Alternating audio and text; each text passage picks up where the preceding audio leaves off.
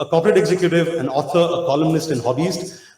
Just yesterday, I was telling him that for most of his adult life, he seems to have been sailing in 3 or 4 boats, donning different hats at the same time. He taught at IIM Ahmedabad for 2 decades until 2001, after which he became president of ING Vaishya Bank, Bangalore for 4 years. From January 2005 to October 2018, he was the CEO of GMR Varalakshmi Foundation. From October 2015 to September 2020, he was the director of the India campus of Schulich Business School in Hyderabad, where he is now an adjunct professor. He has written a number of books, and these are his books. The latest of which is the one you see on the extreme left, which is Irrationally Rational, 10 Nobel Laureates Script the Story of Behavioral Economics. Welcome, Raghu, and thanks for sharing the conversation. Over to you. Thank you, Vanchi. Morning, everybody. Glad to have you all here. Given that Bangalore wakes up a little late on weekends, it's a reasonable turnout. Thank you very much. So I have my good friend here, Manish. Manish, well, he is the founder of TeamLease, which I'm sure most of you would have heard of, which employs about 2 lakh youth today. He's a serial entrepreneur actually, because earlier he was a founder of India Life, which was bought over by Hewitt, and then he continued as a CEO for Hewitt and Singapore and so on. And then he started TeamLease, and TeamLease is today a listed company employing one of the largest number of employees in the country. But that is just one small part of Manish. The guy has been on the board of Reserve Bank of India, and even now he's on some subcommittees of various subcommittees of Reserve Bank. He sits on several national policy making bodies relating to education, skilling, and God knows quite a few others. He is a prolific columnist as well. In fact, one of the finest readable columnists that I have read. And but more important than any of that in today's context is, at least to me, he is the best read person that I know. He has a personal library which is very impressive. I will be asking him some questions as I go along, but he is one of the best read people I know.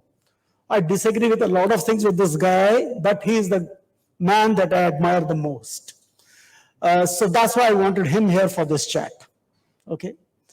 Right, Manish, I'm not going to ask you for the enduring question right up front, but I'm going to start with how do you read? Because you are largely a reader of non-fiction. I mean, you're very well read even otherwise, but you're probably a bigger reader of non-fiction than fiction. So would you want to share some of what do you read and what do you think the youth should read? Especially those who are getting into startup and so on. So what is your general take in that area? I think, our parents had 35-year careers, we'll have 45-year careers, and our kids will have 55-year careers. Everybody who tries to live off the 10 plus 2 plus 3 plus 2 education system that we have will be at a disadvantage. I concluded that a long time ago. I mean, lifelong learning was not really an imperative for the generations that came before us for various reasons. And this is not a form of narcissism or presentism. It is just the world is changing faster.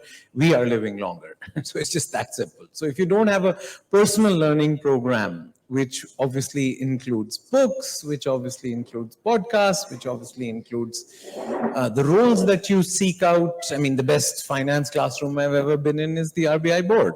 I thought it would be a finance classroom. It turned out to be a political science classroom, but still, it was a classroom nonetheless. But I think that you have to seek out roles, you have to seek out experiences, you have to seek out books, you have to seek out podcasts, and you have to seek out relationships, right? I mean, I learn more from the 10 people whom I admire than anything else. But I've read a book a week for 25 years now, and I think it's sort of disappointing when people walk into my library. I have 8 walls of books, 2 stories, and people say, for which one of these should I read? The problem with that question is it's not one book that matters, right? It's one chapter from one book, it's the paragraph from the other book, which will connect to the other book. And more importantly, it will be interdisciplinary stuff, right? I mean, you run the first half of the marathon, as Eliud Kipchoge, the only man who's run a marathon in less than 2 hours, says, you run the first half of the marathon on your legs and the second half on your mind. So as all of us who migrate, what will make you successful in the first half of your career, which made all of us successful, was running on our legs, which was just physical stamina, which was just technical questions. But we are all getting to points where there is no right answer, right? I mean, in most board meetings, we are not choosing between a good option and a bad option. We're choosing between 3 bad options. So usually, it looks nice from the outside, but it's the least worst option that we're picking, right? And that's why reading, to my mind, will not be about technical skills. Technical problems are problems that have a goal is fixed, the players are fixed, and the rules are fixed. Wicked problems are where the rules keep changing, the players keep changing, and usually the goal keeps changing. And that's usually what you do in the second half of your career, right? So one thing which I often say to people is, you can't be a policy wonk without being a political wonk. Right? I know lots of policy wonks who say this is the right answer to this policy problem if just the prime minister knew it, or if just more people read about this report, and then we would solve Bangalore's flooding problem if you just had this one solution. And that's just a simplistic understanding. To be a 4-wheel drive, to be multilingual, I would not recommend you just read one genre or think of it as episodic. It has to be a dial tone and it has to be surround sound. Now, I'm happy to recommend which books have, but to me, the more important is it's a dial tone. If you don't read a book a week or a book a month, you're not going to compound your knowledge. And if it's not surround sound, if you don't read politics as much as you read sort of technology, as much as you read social science, or you read many other things, it's not going to connect. So if you really are doing this for pleasure, please read whatever you want. I read Tintin Commandos all the time.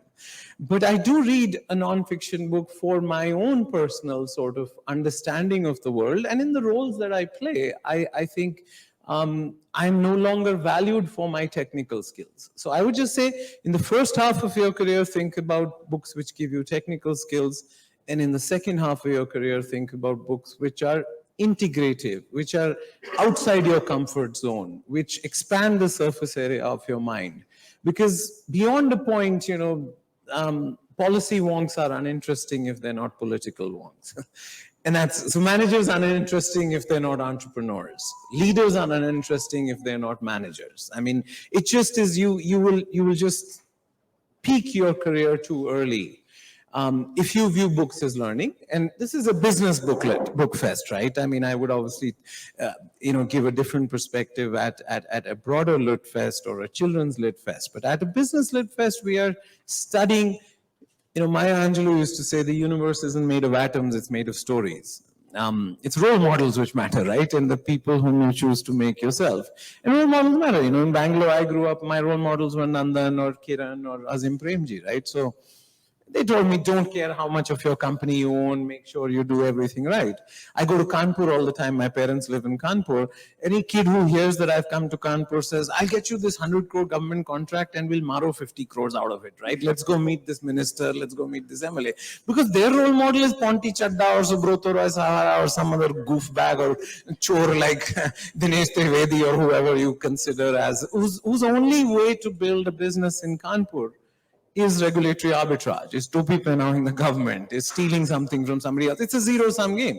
While at least I think that genius of Bangalore has been is we realize for us to win, others don't have to lose, right? And most of us have not built businesses which are linked to government. So I would really, I can get into specific recommendations, but I would just say more important than which books you read is read, as their logo said. But it's about surround sound and it's about a dial tone, which is more important. Well, you get a good idea of what wide reading can do to a guy, okay? I'm going to break from tradition because usually we keep the questions from the audience only towards the end, and by which time we run out of time and we say, oh, we got to wrap up. So you've heard the opening statements that Manish has made. that reading is not about, it's a lifelong habit that you make. It's not a trick of trade that you read something and you think tomorrow you'll become a successful leader or you'll become something else. So at this stage, if I'll allow two questions from a lot of youth here. So if you have any questions, ask Manish right now on what he has said so far. Yeah.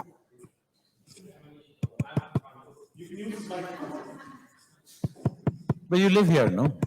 Yeah. So how do we, the ecosystem of authors, publisher ensure that people in Kanpur, okay, this was just in Zest, but the question is, how do we make people read books to change behavior early in their career? Because as you rightly said, people read books toward the second half, which is non-technical, etc. But my larger question is, what do the ecosystem of books needs to do so that the youth, and that too people from smaller towns, start reading more and we start shaping their thoughts maybe or influencing them? But it's already happening, right? I mean, India's book market is now 70% non-fiction, 30% fiction. And within fiction, literary fiction is totally gone. And within non-fiction, the biggest selling category is self-help, right? I mean, I think that's really important to recognize that is a transition which is happening. So self-help books sell so much more than political books or movie books or this, that. So I think the challenge for us really is for people to and it's not an Indian challenge particularly, right? We've had a digital invasion of our houses and our minds and our pockets and stuff like that. So I think we are genuinely competing with much more attractive, crispy, sugary alternatives right now. Books do require a certain amount. But my sense is I don't think that people read less than they used to. You know, I think that's just it feels like they do, but you know, my wife who runs a children's a school, and she said, you keep giving this gyan, people read less. Write down the 30 name of the people in your class in class 8 and how many of them read? And I did, and there were 4 people who read, and then maybe 2 who still read.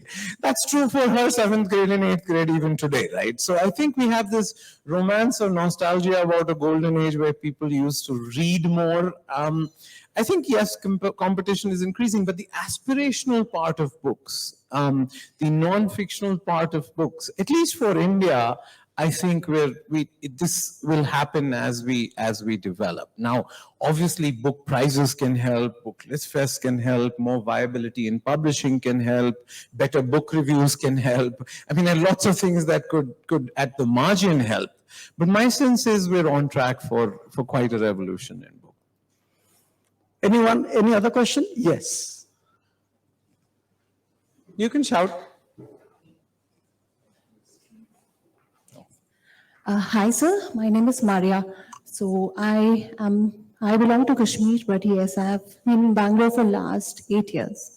So I was born there. He was born in Kashmir. Wow. That's great. So my question to you would be, sir, so I have read it in many, good books that you are the sum total of 5 people around you, the closest 5 people around you. So what are your thoughts on, that? Like how important is being in the right company of people?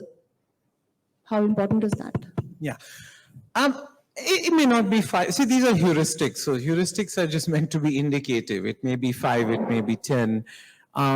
There's a lot of work done by Robin Dunbar. He's a sociologist at Oxford on Dunbar's number, right? You can only have, 15 of 5 close relationships, 15 in the next circle. It's a multiple of 3 and you can go up to 4.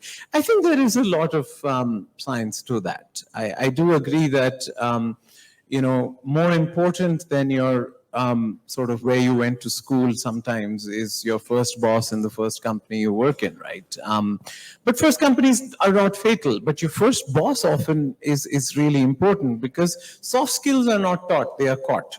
Right? And in the modern world, we value soft skills more than hard skills because Google knows everything. So the Ratta Maro people in my class are now disadvantaged relative to me. I was not very good at Ratta Maroing, so I didn't do that well in those exams. But I was good at bullshitting and synthesizing and large surface area of mind and, recognizing that my relationships are my knowledge.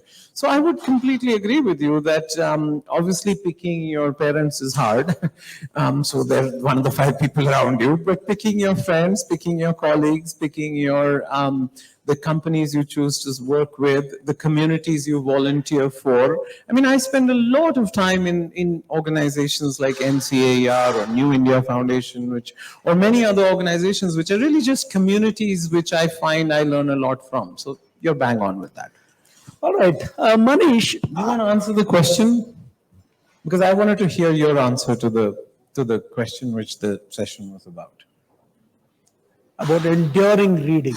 No, what is the theme? No, what's the theme of our session? The enduring question. No. What? No. What is the most important question? About Exactly. business literature? Exactly. What do you think is? I answer that with another favorite quote of mine. There's no difference between those who do not read and those who cannot read. Okay? The difference is very little. So someone who hasn't read a book for the longest time, to my mind, is not very different from someone who cannot read a book at all. So to me, partially that quote answers that question in the sense that you put the question there so that everybody sees that. Will you just put it back there? I don't have it. Oh, they can't have it. Okay, all right.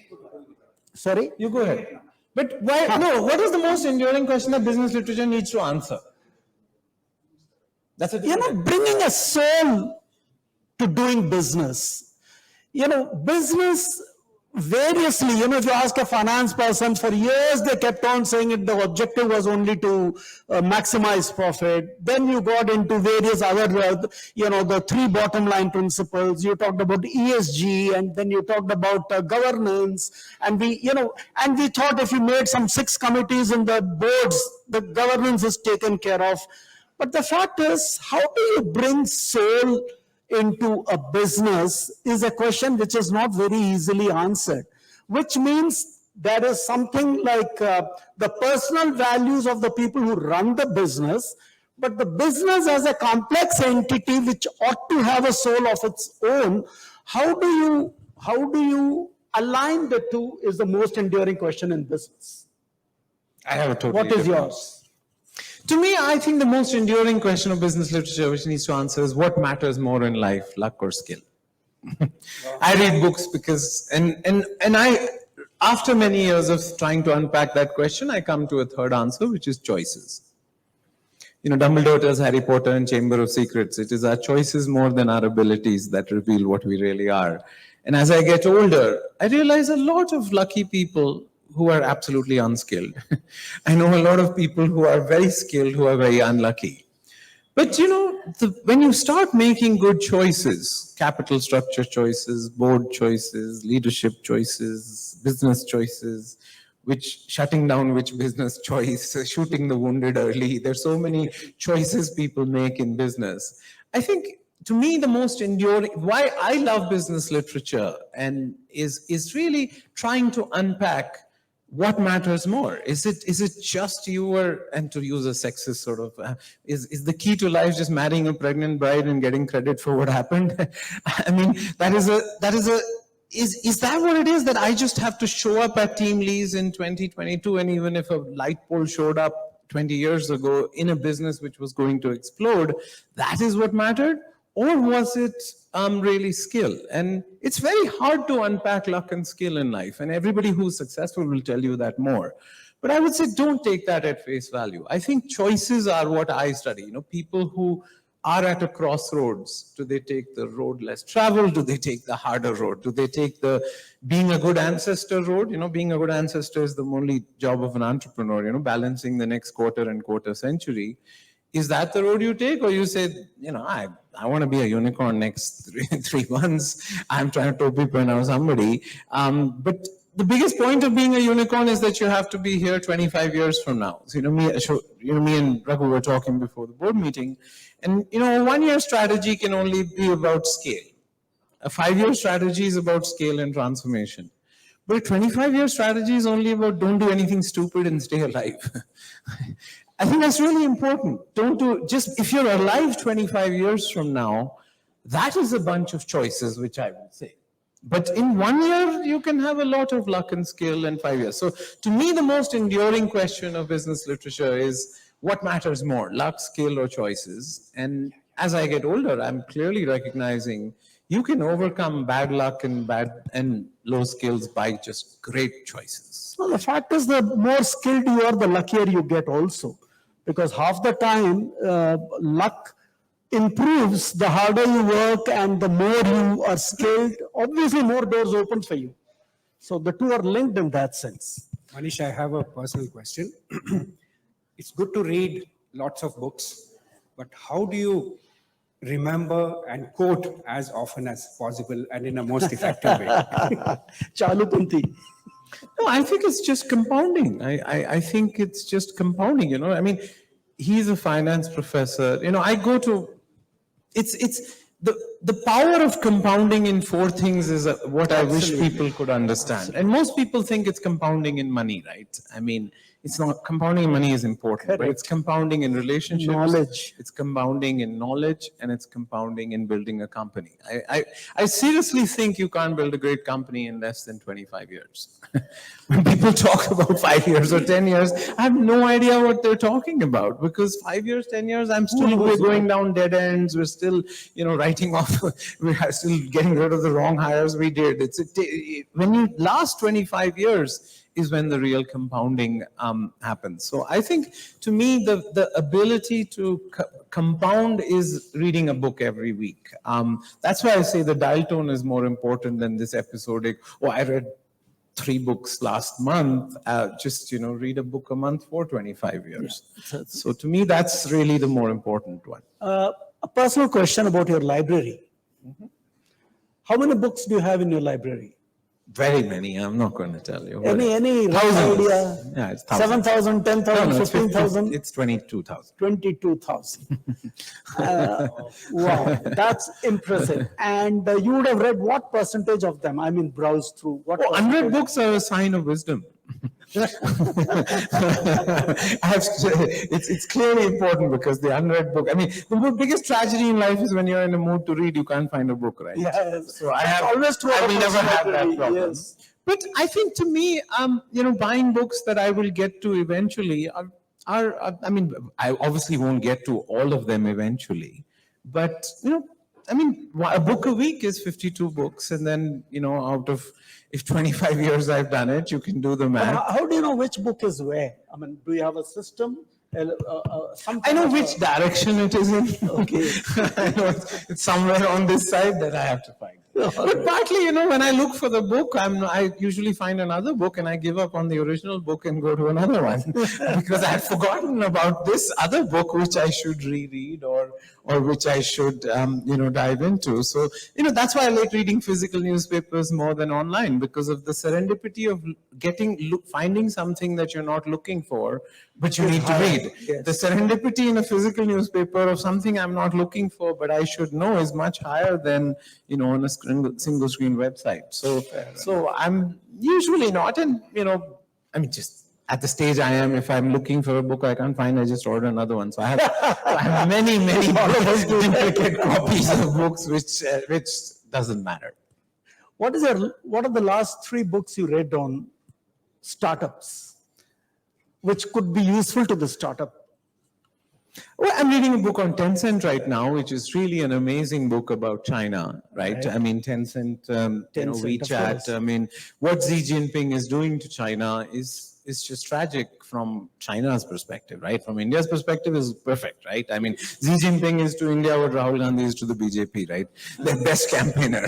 I mean, I hope he doesn't get a 3rd term. I hope he gets a life term in China, because he's making India so attractive. But Tencent is of a time, it was set up under the Deng Xiaoping time, when it was just remarkable what, you know, Tencent has done. So to my mind, that book is just absolutely spectacular. And then when you say entrepreneurship, I would say Henry Kissinger's new book about leadership is about entrepreneurship. You know, he has a chapter on Lee Kuan Yew, he has a chapter on Konrad Adenauer at Germany, he has a chapter on Charles de Gaulle. I mean, these were all entrepreneurs. I mean, I believe Akbar can be a great Fortune 500 CEO today. If you somehow brought Akbar from there to here, because he had Navratnas, which is a deep management team. He had a long-term strategy, which was, revenue. Now, the stupid khata and tehsildar we are stuck with when we buy land is Akbar's gift to us. But it was a mind-blowing insight that, taking kingdoms is much easier than retaining kingdoms. It's very easy to build just buy revenues, but taking kingdoms is much easier than, keeping kingdoms. And so I think, so to my mind, Akbar will make a great Fortune 500 CEO today, even if he doesn't understand discounted cash flow, he understands human beings, right? Fair enough.